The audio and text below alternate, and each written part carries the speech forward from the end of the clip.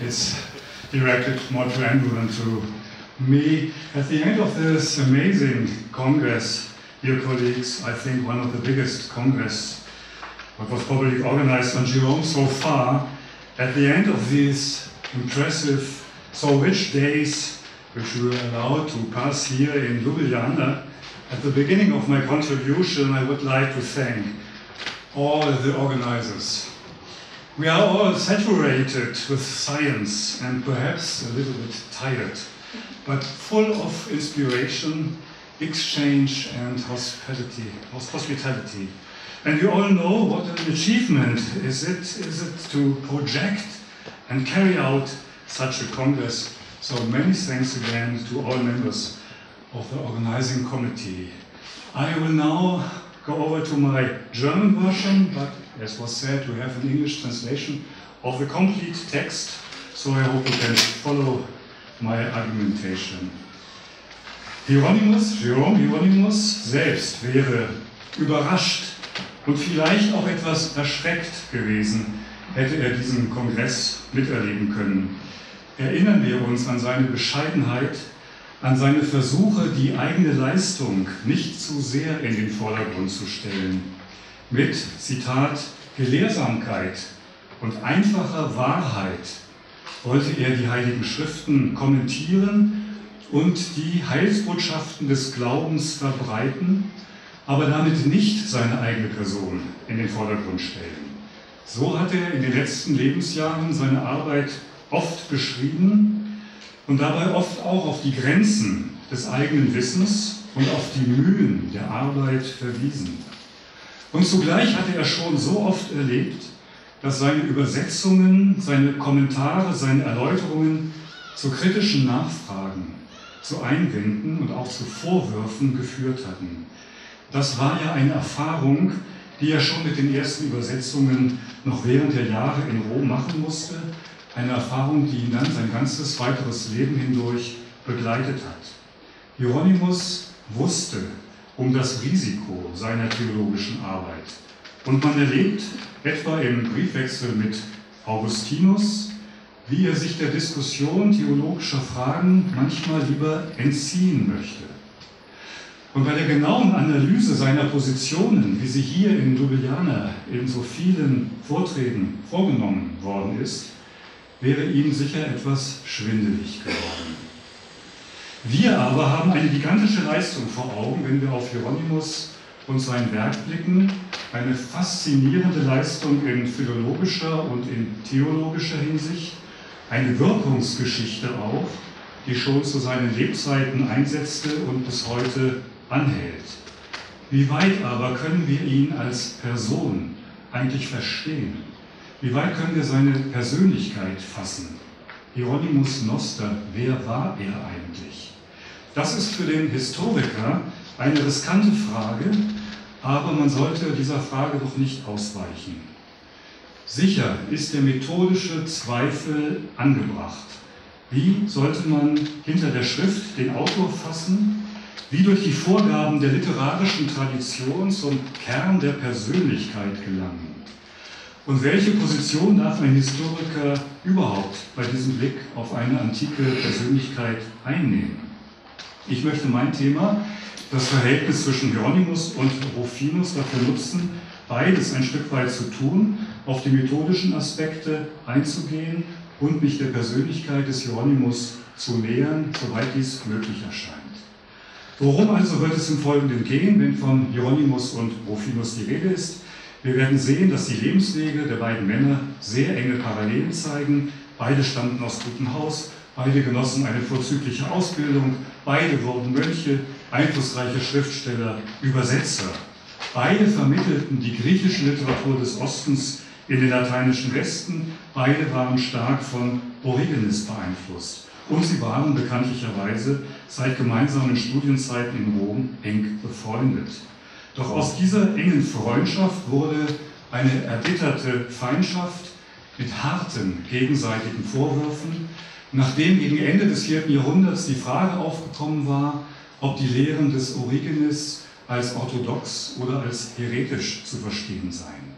Beide distanzierten sich von Origenes, aber es gelang ihnen trotz mehrfacher Versuche nicht, ihre Freundschaft, ein der antiken Tradition zufolge hohes Gut, angesichts des theologischen Disputs zu erhalten. War das die Folge ihrer Charaktereigenschaften oder scheiterten sie eher an der strukturellen Unvereinbarkeit zwischen Freundschaft und Rechtgläubigkeit? Beginnen wir mit dem Ende, an dem ein hässlicher Triumph steht. Im Jahre 412 nach Christus erhielt Hieronymus aus Italien die Nachricht, dass sein früherer Freund Rufin verstorben war. Hieronymus arbeitete damals in seinem Kloster in Bethlehem an einem Kommentar zu Ezechiel. Und wie so oft nutzte er das Vorwort für persönliche Äußerungen.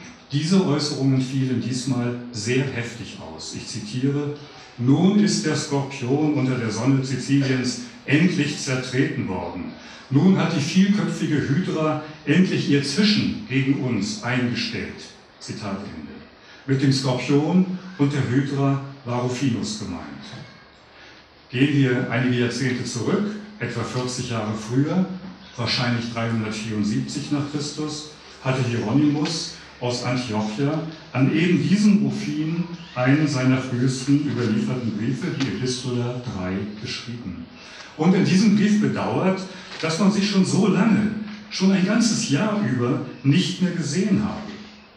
Hieronymus hatte gerade erfahren, dass sich Rufinus bei den Mönchen in Ägypten aufhielt und klagt nun, nicht selbst zu seinem Freund reisen zu können. Zitat: Wie wollte ich mich an deinen Hals werfen und dich aufs Innigste umarmen?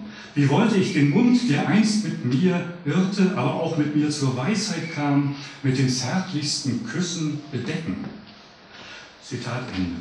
Mit vielen Worten stellt Hieronymus seine Sehnsucht nach dem Freund heraus und er beteuert, dass er die Reise nach Ägypten sofort angetreten hätte, wenn er nicht durch eine Krankheit daran gehindert worden wäre. Du kannst mir glauben, geliebter Bruder, Verlangender kann nicht nach dem Hafen ausschauen der Schiffer, vom Sturm umhergetrieben.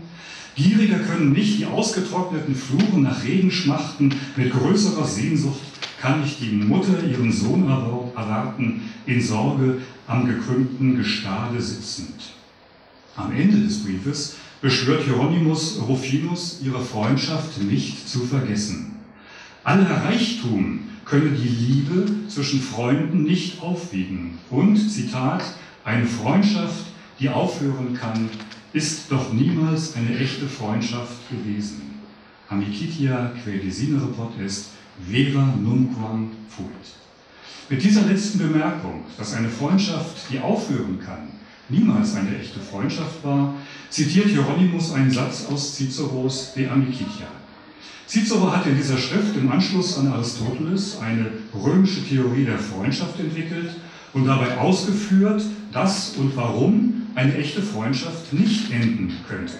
Ich zitiere Cicero: Würde nämlich das Nützlichkeitsstreben, Utilitas, Freundschaften begründen, dann würde es sie auch wieder auflösen, sobald sich eben darin eine Änderung ergeben hätte. Weil aber angeborene Art im lateinischen Natura keiner Wandlung unterworfen ist, deshalb sind wahre Freundschaften auch ewig. Zugleich macht schon Cicero deutlich, dass es schockierend ist zu erleben, wie enge Freundschaften in Feindschaft übergehen.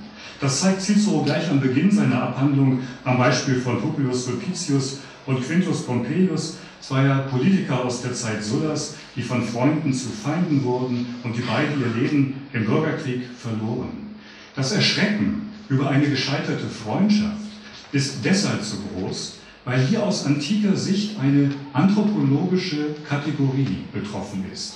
Menschen sind aufeinander angewiesen und eine Freundschaft, die nach Cicero als, ich zitiere ihn wieder, die vollkommene Übereinstimmung der Absichten, Interessen und Meinungen zu definieren ist, eine solche Freundschaft ist stärker als jede familiäre Bindung.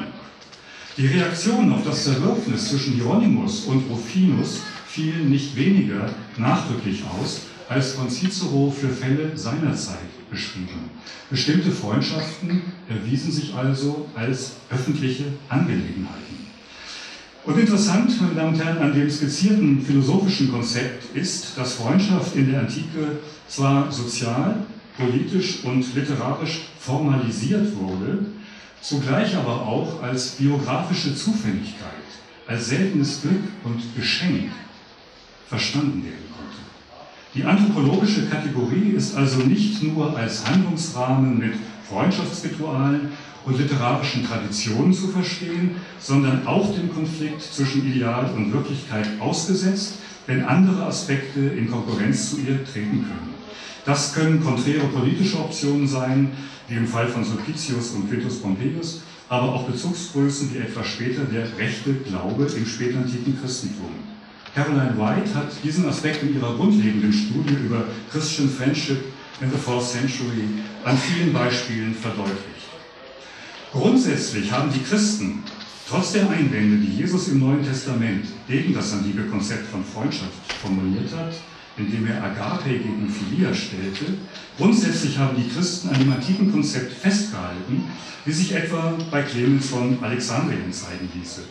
Dabei waren vor allem diejenigen Christen Anhänger des Freundschaftskonzeptes, die stark aus der heidnischen Tradition heraus dachten, und das gilt ja ganz besonders für Hieronymus. Aber es gibt zugleich auch die theologische Erweiterung, etwa bei Clemens, wenn er neben eine zwischenmenschliche Freundschaft die Freundschaft mit Gott stellt, oder bei Cyprian, wenn er die christlichen Märtyrer als Amici Gottes bezeichnet. Und mehrfach, etwa von Origenes III. Oder von Basilius im 4. Jahrhundert, wird auch die Forderung erhoben, sich vor, Zitat, heuchlerischer Freundschaft in der Welt in Acht zu nehmen. Solche Beziehungen müssen unbedingt beendet werden, wenn sie dem Glauben gefährlich werden. Werfen wir nochmal einen kurzen Blick auf die Lebensläufe von Hieronymus und Rufin. Man ist ja versucht, hier eine Doppelvita zu schreiben, denn die Parallelen sind zahlreich und stark. Die Lebenszeit ist ungefähr deckungsgleich. Ich brauche die Daten, glaube ich, hier nicht zu nennen. Beide sind Söhne wohlhabender Eltern, beide werden christlich erzogen, beide erhalten eine gründliche Ausbildung in den Wissenschaften und studieren in Rom. Beide entscheiden sich zu einem betont christlichen Leben, lassen sich taufen, wechseln vom weltlichen in den klerikalen Stand. Beide stehen in engem Kontakt zu römischen Aristokratinnen, Rufinus zu Melania und Hieronymus zu Paula. Beide sind vom christlichen Osten angezogen und brechen dorthin auf, Rufinus 373, Hieronymus ein Jahr später. Mithilfe ihrer reichen christlichen Gönnerinnen bauen beide Klöster auf, Rufin in Jerusalem, Hieronymus seit etwa 389 in Bethlehem. Beide liegen theologisch auf der Linie von Nicäa, sind aber auch beide bekanntermaßen Anhänger des Origenes. Beide beschäftigen sich philologisch und theologisch mit der Bibel, beide sind Übersetzer, Exegeten, Kirchenhistoriker, wobei hier, anders als in anderen Bereichen, Hieronymus zeitlich vorausgeht. Er beginnt seine literarische Karriere im Jahr 375 mit der Vita Pauli, Rufinus folgt ja erst am Ende des 4. Jahrhunderts mit dem kleinen Asketikon. Schließlich gab es zu ihrer Zeit kaum Übersetzer mit vergleichbarer Sprachkompetenz, wobei Hieronymus hier seinen Freund übertraf, indem er sich auch um die hebräische Sprache bemühte. Einerseits sind also zahlreiche Parallelen festzustellen, Ähnlichkeiten, die man im Rahmen des antiken Freundschaftskonzeptes als Grundlage für eine enge Freundschaft ansehen konnte, bei denen man sich aber andererseits auch fragen muss, wie weit sie nicht in und als Konkurrenz erlebt wurden. Sichtbar ist allerdings ein gutes Verhältnis bis in die 80er Jahre des 4. Jahrhunderts. Erinnern wir uns an den Aufenthalt des Hieronymus in Trier, 368. Da hat er, das wissen wir aus seinen eigenen Texten, Abschriften der Werke des Hilarius von Poitiers angefertigt und Kopien hat er auch an seinen Freund Rufin geschickt. 372 ungefähr treffen die beiden noch einmal in Italien zusammen. Dann sehen wir sie wieder 385 in Jerusalem, wo ja Hieronymus und Paula Station gemacht haben für längere Zeit. Es wird zwar nicht berichtet, aber es ist, glaube ich, sehr plausibel anzunehmen, dass Hieronymus und Paula in den Klöstern von Rufin und Melania gewohnt haben.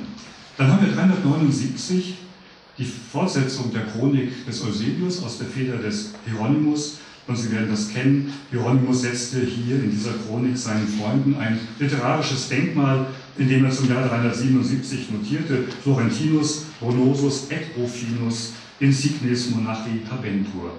Diesen Eintrag soll Hieronymus später, nachdem der Konflikt mit Rufin ausgebrochen war, aus seinem Exemplar der Chronik wieder gelöscht haben. Da wir über die Biografie des Hieronymus sehr viel besser unterrichtet sind als über die des Rufinus, können wir genauer nachvollziehen, wie Hieronymus theologische bzw. dogmatische Konflikte erlebt. Angefangen mit seinem Aufenthalt in der Wüste von Chalkis, die er wieder verlässt, als er in den nachnikäischen Trinitätsstreit hineingezogen werden sollte. Fortgesetzt mit seinem Aufenthalt in Rom, wo seine Revision des Bibeltextes auf heftige Einsprüche und Verdächtigungen stieß, die nur deshalb folgenlos für seine Stellung in der römischen Kirche blieben, weil er den Rückhalt des Bischofs Damasus besaß.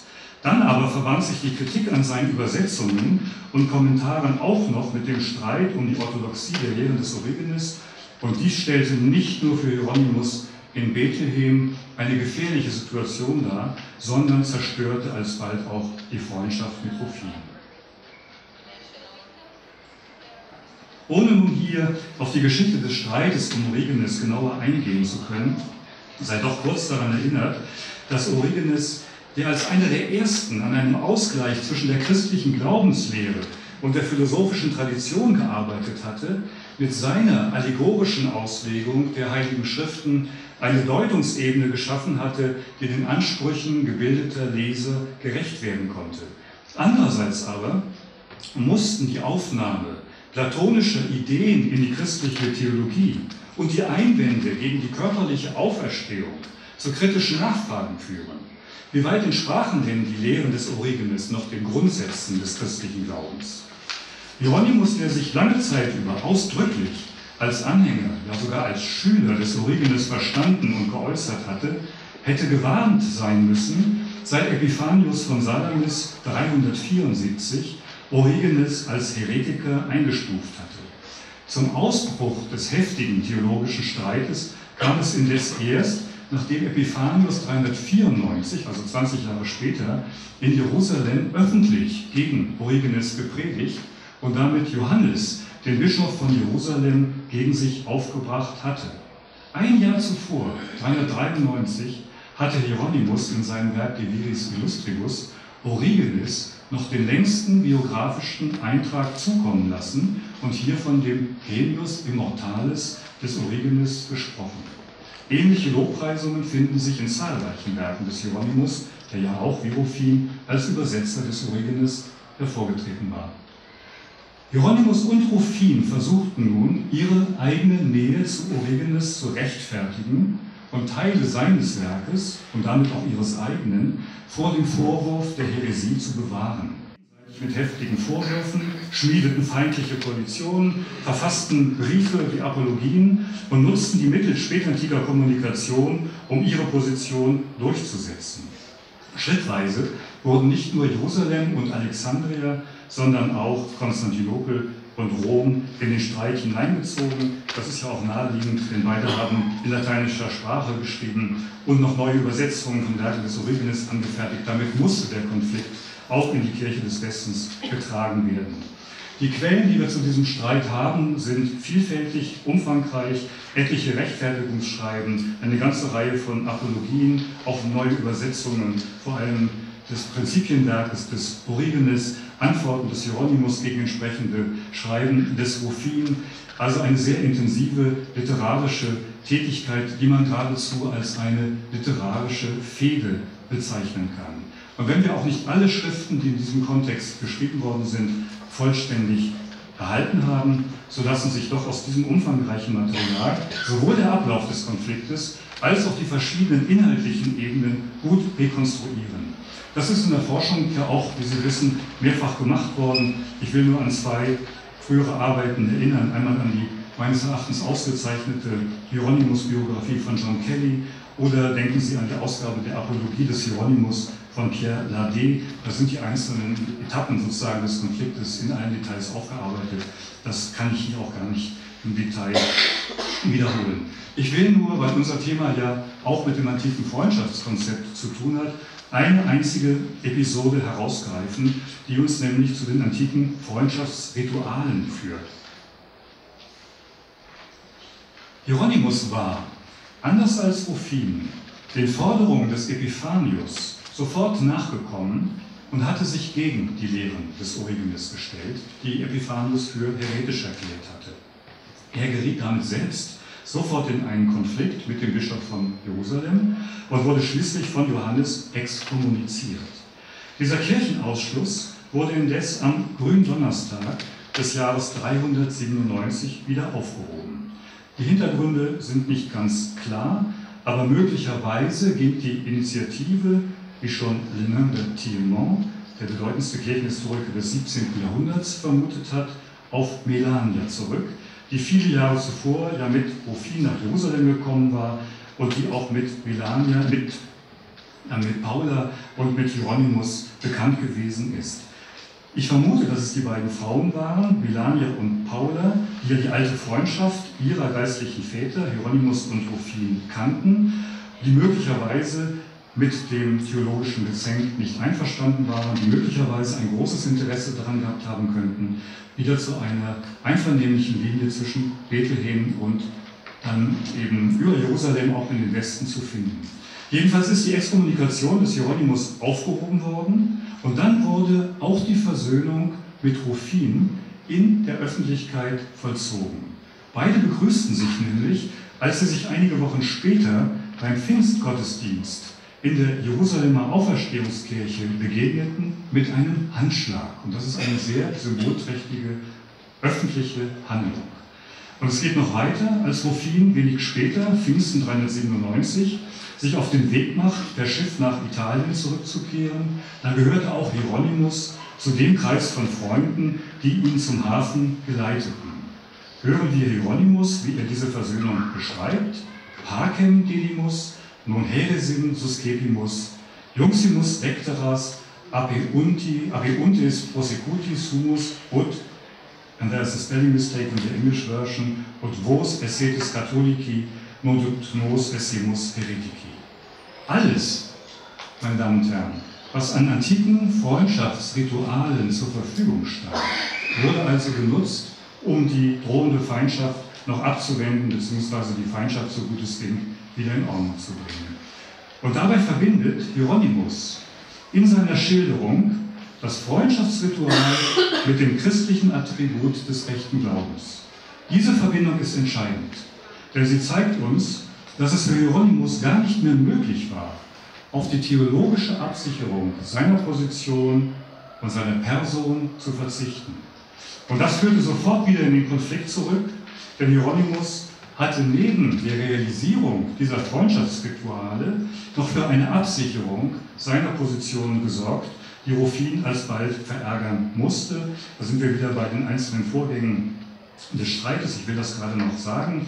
Hieronymus hatte kurz bevor Rufin per Schiff in den Westen aufbrach, seinerseits einen absegnenden Presbyter Vincentius mit einer Schrift contra Johannem ausgestattet, die dieser Vincentius dann in Italien dem Chromatius, dem Bischof von Aquileia, übergeben sollte. Das ist nun gerade die Heimatstadt des Rufin und das heißt nichts anderes, als dass Hieronymus rechtzeitig dafür gesorgt hat, dass seine Position im Westen bekannt wurde, bevor Rufin vor Ort war und überhaupt die Möglichkeit hatte, über die Details, die sich im Osten abgespielt hatten, zu informieren. Hieronymus hatte also erneut die literarische Offensive ergriffen, um Rufin zuvorzukommen. Dieser erfuhr erst nach seiner Ankunft in Rom von dem Pamphlet, das Hieronymus gegen Johannes geschrieben hatte, und es verwundert nicht, dass er diese Vorgehensweise des Hieronymus als hinterlistigen Verrat empfand. Neben den persönlichen Kränkungen, die sich hier ereigneten, stehen indes die Sachargumente, die Hieronymus und Rufin gegeneinander und zur jeweils eigenen Verteidigung vorbrachten. Auch sie seien kurz angeführt. Da sich in den dogmatischen Grundlagen theologisch nicht für Origenes argumentieren ließ, betrieb Rufinus eine Säuberung der Origenes-Texte. Er argumentierte mit der fehlerhaften Textüberlieferung. In seiner Abhandlung über die Textverderbnis der Schriften des Origenes versuchte er zu zeigen, dass die vermeintlich heretischen Aussagen im Werk des Origenes nur Interpolationen seien. Heretiker hätten auf diese Weise versucht, die Autorität des großen Gelehrten zu missbrauchen. Reinige man die Schriften des Origenes von diesen Einschüben, dann trete die Rechtgläubigkeit des Verfassers klar zutage. Rufinus verband diese recht abenteuerliche Textkritik mit einem Angriff auf Epiphanius und Hieronymus. Hieronymus sei doch bereits selbst schon einer der Häresie, der Apollinaristen erlegen, und Epiphanius habe seine heftigen Angriffe gegen Origenes nur geschrieben, um zu verbergen, wie stark seine eigene Theologie von diesem großen Gelehrten abhänge. Zur strittigen Frage nach der Natur der Seele erklärte Rufin, keine schlüssige Antwort geben zu können, da sich die Meinungen der christlichen Autoren widersprechen. Die Kirche verlange nur das Bekenntnis zu Gott als dem Schöpfer der Seele, sage aber nichts Genaueres über den Prozess ihrer Entstehung. Und schließlich versuchte Rufin auch, die Glaubwürdigkeit des Hieronymus zu erschüttern. In seinem berühmten Brief an Eustochium hatte ja Hieronymus viele Jahre zuvor erklärt, nach seinem Traum der heidnischen Literatur abgeschworen zu haben. Daran aber, so Rufin, habe sich Hieronymus nachweislich nicht gehalten, so habe man es hier sogar mit einem Eidbruch des Hieronymus gegenüber Gott zu tun. Gegen alle diese Anschuldigungen wehrte sich Hieronymus zum Beispiel mit der in die Irre führenden Behauptung, Origenes selbst nur einige wenige Male gelobt zu haben. Und wenn dies geschehen sei, dann doch nur mit Blick auf die exegetischen Leistungen des Origenes. In der theologischen Arbeit habe er sich dagegen von Origenes überhaupt nicht beeinflussen lassen. Grundsätzlich empfiehlt Hieronymus, dem Rat des Paulus zu folgen, Zitat, alles zu prüfen, aber nur das Gute zu übernehmen. Mit diesem Argument ließ sich rückblickend gut erklären, warum sich Hieronymus so intensiv mit Origenes beschäftigt hatte. Diese Beschäftigung erscheint jetzt nur als wissenschaftliche Auseinandersetzung, nicht aber als Bekenntnis und Anhängerschaft. Die Auseinandersetzung, meine Damen und Herren, zwischen Hieronymus und Rufin blieb allerdings nicht auf der Ebene des Austausches solcher mehr oder weniger plausiblen Sachargumente stehen. Vielmehr zeigten beide, dass sie auch mit den Mitteln einer rhetorisch ausgefeilten Polemik zu argumentieren verstanden. Beide beherrschten alle Stilmittel der antiken Literatur und so finden wir Übertreibungen in beide Richtungen. Zum Beispiel, wenn Hieronymus Rufin einmal ironisch als den süßesten Freund anspricht. Auf ihn dann aber auch einen der Aussprüche Salomones anwendet. Zitat, im Munde des Toren ruht der Knüppel der Verleumdung. Es fehlt auch nicht an letztlich vergeblichen Aufrufen zur Verständigung, etwa wenn Hieronymus in seiner Schrift Contra Rufinum schreibt, ich zitiere, welche Erbauung kann es den Zuhörern gewähren, wenn zwei Greise um der Ketzer willen die Schwerter gegeneinander ziehen, zumal doch beide als gute Katholiken gelten wollen. Mit demselben Eifer, mit dem wir einst den Origenes lobten, lass ihn uns jetzt verdammen, da die ganze Welt ihn verdammt hat. Vergib du mir, dass ich des Origenes Gelehrsamkeit und Schriftkenntnis in meiner Jugend und bevor ich seine Ketzerei genauer kennenlernte, gelobt habe. Und ich will es dir verzeihen, dass du als Mann mit grauem Haupte eine Apologie seiner Bücher geschrieben hast. Zitat Ende. Auch hier kann man sich fragen, ob Hieronymus das, was er sagt, auch ernst meint. Schaut man genauer hin, so verteidigt Hieronymus seine eigene Nähe zu Origenes als verzeihlichen Fehler seiner Jugend. Doch Rufin hat Origenes noch als Mann mit grauem Haupt verteidigt, was sicherlich schwerer wiegen sollte. Die eindringlichste Klage über das Scheitern der Freundschaft zwischen Hieronymus und Rufin stammt aus der Feder des Augustinus.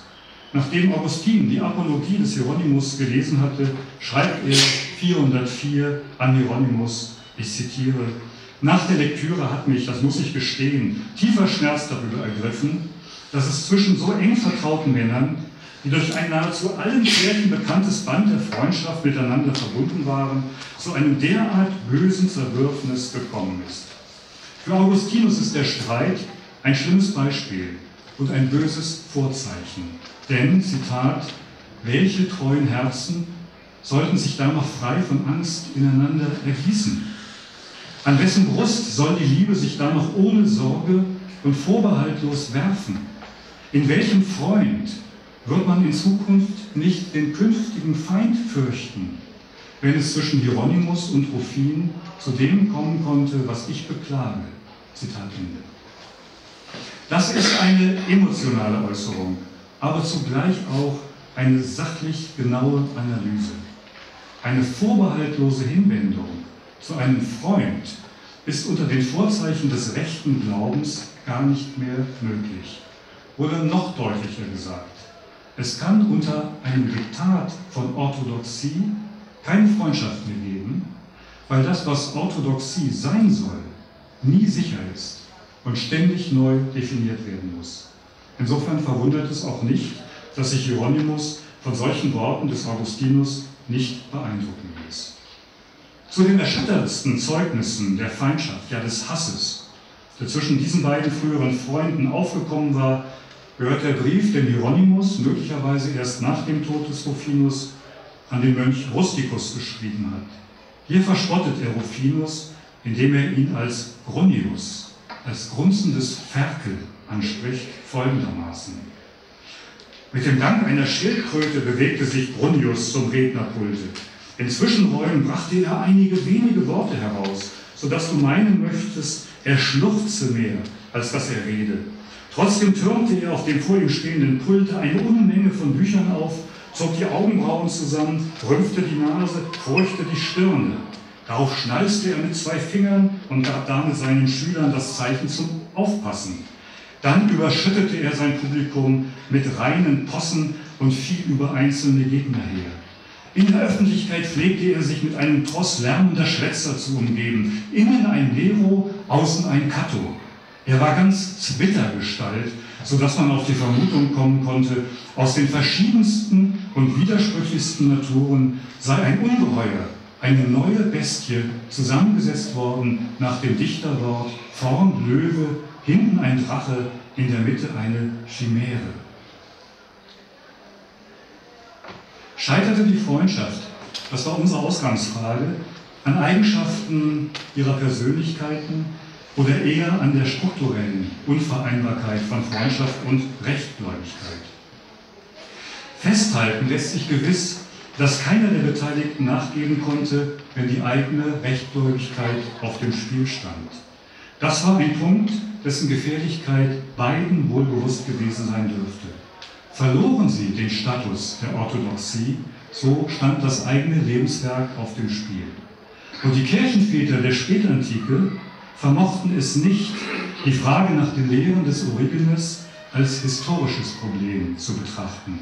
Dogma und Wissenschaft ließen sich noch nicht ausgleichen, obwohl gerade Hieronymus viel zur Historisierung der Theologie beigetragen hat. Auch in praktischer Hinsicht ging es um vieles. Hieronymus und Rufin konkurrierten doch schon seit geraumer Zeit und auch weiterhin um die verfügbaren Ressourcen, um den Rückhalt in der Amtskirche, um die Unterstützung für die eigenen Arbeiten, auch durch die Angehörigen, die reichen Angehörigen der Aristokratie. Erschwerend kam sicher auch hinzu, dass ihrer Freundschaft seit Jahrzehnten der persönliche Austausch gefehlt hatte, was erstaunt, wenn man bedenkt, dass Bethlehem und Jerusalem ja nicht allzu weit auseinander liegen. Muss aber zuletzt nicht auch die Persönlichkeit des Hieronymus in Rechnung gestellt werden. Sichtbar wird seine Persönlichkeit vor allem dort, wo wir sein Handeln und Sprechen jenseits literarischer und philosophischer Vorgaben und Traditionen erfassen oder zumindest konturieren können. Etwa bei seinem Einfluss auf die eigenen Geschwister, den Bruder Paulinianus und die uns namentlich nicht bekannte Schwester. Beide hat Hieronymus zum asketischen Leben geführt, womit er sich wohl ziemliche Feindschaft in der eigenen Familie machte. Zu bedenken wäre sein Umgang mit Paula und ihren Töchtern und in diesem Zusammenhang der harte Katalog asketischer Forderungen, den Hieronymus etwa Eustochium gegenüber erhob. Und damit wäre man auch wieder bei dem berühmten Traum des Hieronymus, der sich mit Barbara Feichtinger als Ausdruck tiefer Zweifel und Ängste interpretieren ließe. Auch die harschen polemischen Angriffe, mit denen Hieronymus gegen jeden vorging, der seine Vorstellungen von Moral und Orthodoxie nicht teilte, sprechen kaum für eine gereifte, ausgeglichene Persönlichkeit, sondern eher für einen immer wieder aufs Neue in seinem Glauben verunsicherten Mann, der schnell um sich schlägt, um jede Gefahr früh und heftig genug abzuwehren. Das dürfte dann auch die Grundlage dafür gewesen sein, warum der strukturelle Gegensatz zwischen Freundschaft und Orthodoxie im konkreten Fall von Hieronymus und Rufinus aus ihrer innigen Jugendfreundschaft zuletzt eine hasserfüllte Feindschaft machen konnte, warum sich, meine Damen und Herren, um mit Erasmus von Rotterdam zu sprechen, die Freundschaft am Ende in einen Furor verwandelt hat. Ich danke Ihnen herzlich für Ihre Aufmerksamkeit.